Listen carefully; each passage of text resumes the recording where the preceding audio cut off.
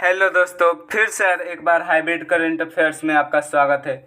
आज है 18 मार्च। प्रतिदिन की तरह आज भी महत्वपूर्ण करंट अफेयर्स लेकर आया हूं जो आपके लोगों के लिए बहुत ही महत्वपूर्ण है।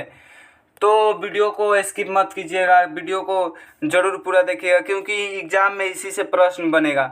तो अगर अभी चैनल पे नए हैं तो चैनल को लाइक शेयर सब्सक्राइब करें क्योंकि इस चैनल पे प्रतिदिन ऐसे ही करंट अफेयर्स पढ़ाया जाता है।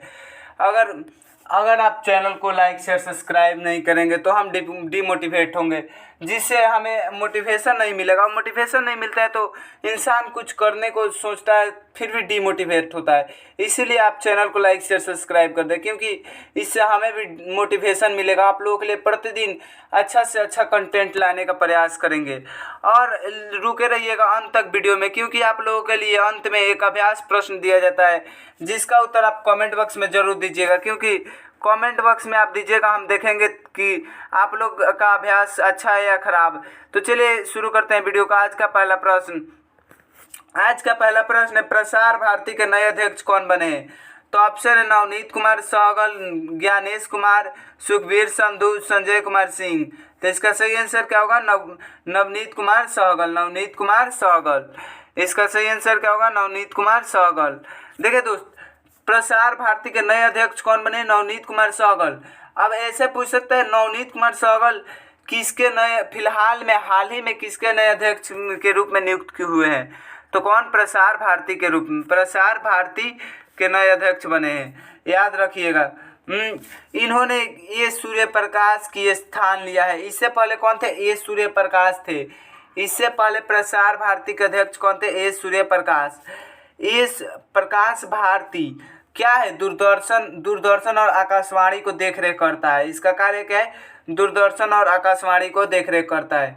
अगला प्रश्न, चमेली देवी जैन पुरस्कार 2024 किसे प्रदान किया गया है? तो ऑप्शन है ग्रीष्मा ठाकुर, रितिका चोपड़ा, ए और बी दोनों, रवीश कुमार। तो इसका सही आंसर क्या होगा? ए और ग्रीष्मा ठाकुर और रितिका चोपड़ा दोनों होगा, ए और बी दोनों। अच्छा, इसका स्थापना कब हुआ? चमेली देवी जैन पुरस्कार का स्थापना कब हुआ? 1980 में हुआ। 1980 में हुआ। यह पुरस्कार महिला मीडिया पर्सन को दिया जाता है, उसके अच्छा कार्य के लिए महिला मीडिया पर्सन को दिया जाता है, याद रखिएगा। अगला प्रश्न है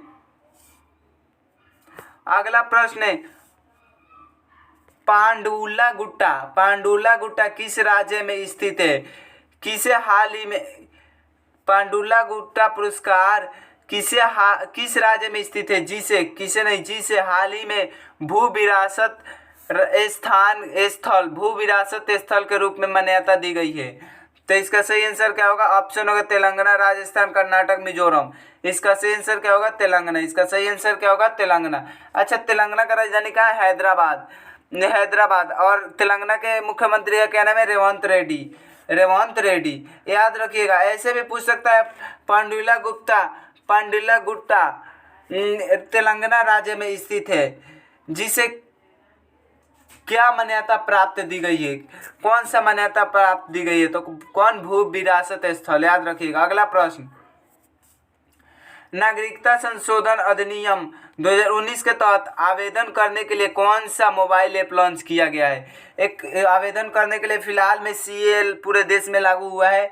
सीएए सिटीजनशिप अमेंडमेंट एक्ट पूरे देश में लागू है। उसके लिए एक आवेदन करने के लिए एक ऐप लॉन्च हुआ है। उस ऐप का क्या नाम है? तो ऑप्शन है प्रेस सर्विस पोर्टल, हज सुविधा ऐप, स्वाति पोर्टल, सीएए 2019 यानी सीएए 2019। तो इसका सही आंसर क्या होगा? CAA citizenship amendment act 2019। ये पोर्टल लॉन्च किया गया है, इस पे आप आवेदन कर सकते हैं। अच्छा, नागरिकता संशोधन, नागरिकता का प्रावधान संविधान के भाग 2 में अनुच्छेद 5 से 11 तक है। 5 से 11 तक है। जो ये संशोधन हुआ है, किस संशोधन? नागरिकता संशोधन 1955 में संशोधन 2019 में हुआ था, परंतु लागू कब हुआ है? 11 मार्च 2024 को हुआ है, याद रखिएगा। अगला प्रश्न है, किस राज्य सरकार द्वारा किसानों को मुफ्त बाजरा बीज का वितरण किया जाएगा? ऑप्शन है राजस्थान, हरियाणा, उत्तर प्रदेश, छत्तीसगढ़। इसका सही आंसर क्या होगा? राजस्थान। इसका सही आंसर क्या होगा? राजस्थान। अगला प्रश्न, किस देश के ड्रैगन लॉन्च किया गया है? किस देश ने ड्रैगन फायर लॉन्च किया है? तो ऑप्शन है अमेरिका, जापान, ब्रिटेन, इंडोनेशिया। इसका सही आंसर क्या होगा? ब्रिटेन। इसका सही आंसर क्या होगा? ब्रिटेन। अच्छा, वो प्रश्न को देखिए कैसे पूछ सकता है।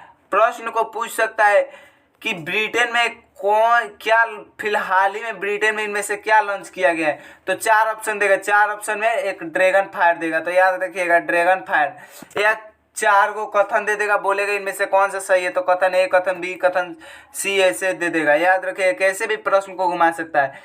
तो क्या ब्रिटेन आंसर होगा। अच्छा, ब्रिटेन का क्या प्रधानमंत्री का नाम क्या है? तो ऋषि सुनक। ऋषि सुनक जो चर्चा में थे, कहाँ के थे? वो भारत के मूल निवासी, मतलब उनके जो पूर्वज है ना वो भारत के थे। अच्छा, राष्ट्रपति कौन है? ब्रिटेन के राष्ट्रपति कौन है? चार्ल्स तृतीय। चार्ल्स तृतीय। अच्छा, चार्ल्स तृतीय हम कल बताए थे, कल के करंट अफेयर्स में आप लोगों को याद होगा तो डायना स्मृति पुरस्कार था।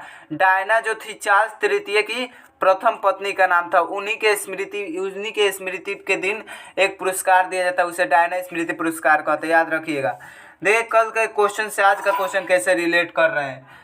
तो चलिए अगला प्रश्न है लोकसभा चुनाव 2019 में कितने फेज में आयोजित किया जाएगा? लोकसभा चुनाव 2019 कितने फेज में आयोजित किया जाएगा? ऑप्शन है 7 फेज, 8 फेज, 9 फेज, 6 फेज। इसका सही आंसर क्या होगा? 7 फेज। इसका सही आंसर क्या होगा? 7 फेज। अच्छा, 7 फेज स्टार्ट कब होगा? लोकसभा चुनाव स्टार्ट कब होगा? तो इस स्टार्ट होगा अप्रैल के लास्ट वीक से स्टार्ट होगा और 1 जून तक इसका जो 7वां फेज कंप्लीट होगा। अच्छा, मेरे एरिया में कब है? मेरे एरिया में मई लास्ट वीक में है। आप लोग कमेंट करके बताइए कि आप लोगों के एरिया में कब है चुनाव। जल्दी बताइए कमेंट करके, ठीक है। तो अगला प्रश्न है पीवी नरसिम्हा राव मेमोरियल पुरस्कार किसे प्रदान किया गया है? ऑप्शन है रतन टाटा, नरेंद्र मोदी, अदिति सेन, शशि थरूर। तो इसका सही आंसर क्या होगा? रतन टाटा। इसका सही आंसर क्या होगा? रतन टाटा। याद रखिएगा। अगला प्रश्न नौसेना भवन का उद्घाटन कहाँ किया गया है? नौसेना भवन का उद्घाटन कहाँ किया गया है? तो ऑप्शन है दिल्ली, मुंबई, बेंगलुरु, चेन्नई। इसका सही आंसर क्या होगा? दिल्ली। इसका सही आंसर क्या होगा? दिल्ली। अगला प्रश्न है जम्मू कश्मीर में अन्य पिछड़ा वर्ग ओबीसी अदर बैकवर्ड क्लास याद रखिएगा का आरक्षण बढ़ाकर कितना प्रतिशत कर दिया गया? अच्छा, आरक्षण बढ़ाकर तो ऑप्शन 8%, 10%, 12%, 15%। ये तो पहले पता होना चाहिए ना कि पहले आरक्षण कितना था कि बढ़ाया गया है। तो पहले कितना था? 4% आरक्षण था। कितना था? 4% आरक्षण था, जो बढ़ाकर 8% कर दिया गया है। जो बढ़ाकर कितना कर दिया गया है? 8% कर दिया गया है। याद रखिएगा। आज का प्रतिदिन आप लोगों के लिए 10 प्रश्न लाते हैं, वो भी इम्पोर्टेंट। तो आप लोग अभी तक चैनल को लाइक से सब्सक्राइब नहीं किए हैं तो कृपया करके लाइक से सब्सक्राइब कर दीजिए। तो चलिए आप लोगों के लिए लास्ट में बोले थे अभ्यास प्रश्न दिया जाता है, तो आज का अभ्यास प्रश्न आप लोगों के लिए कामधेनु ऑपरेशन किस जगह चलाया गया है? कामधेनु ऑपरेशन किस जगह चलाया गया है? देखिए प्रश्न का पूछने का मकसद है कि कामधेनु ऑपरेशन किस राज्य या केंद्र शासित प्रदेश में चलाया गया है? केंद्र शासित प्रदेश और राज्य दोनों में से कहाँ चलाया गया है? तो ऑप्शन आप कमेंट बॉक्स में जरूर बताइएगा। और अगर राज्य का बताइएगा तो वहाँ के राज्य प्रधान मुख्यमंत्री और राज्यपाल का नाम बताइएगा। और अगर केंद्र शासित प्रदेश का बताइएगा, केंद्र शासित प्रदेश में मुख्यमंत्री होंगे तो मुख्यमंत्री का, अगर नहीं तो वहाँ के उपराज्यपाल या लेफ्टिनेंट गवर्नर का नाम बताइएगा जरूर। तो कमेंट बॉक्स में जरूर बताइएगा। मिलते हैं अगले वीडियो में, तब तक के लिए धन्यवाद। जय हिंद दोस्त।